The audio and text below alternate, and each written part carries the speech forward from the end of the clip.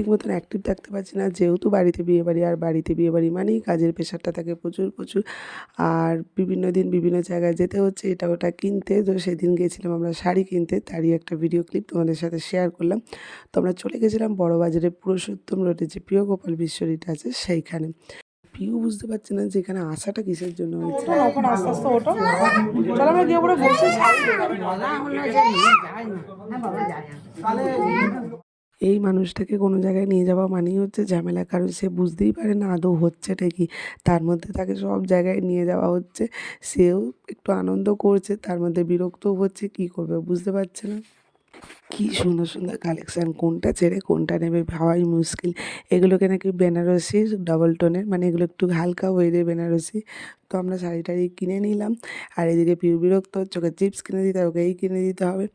যাই হোক, এই মানুষটাকে নিয়ে টুকটাক কাজ সারা হলো। তারপরে আমরা চলে গেছিলাম ছেলেদের কালেকশানে।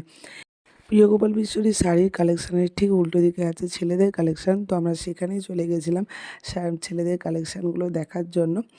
তো এই যে আমরা সব এক এক করে দেখছি, আর এই হচ্ছে সেই স্পেশাল মানুষ যার বিয়ের জন্য এত আয়োজন। তোমরা সবাই ভাবছো হয়তো আমার ভাইয়ের বিয়ে, না আমার ভাইয়ের না, আমার দেওরের বিয়ে। আজকে তোমাদের সাথে সেটা শেয়ার করে দিলাম। চলো টাটা।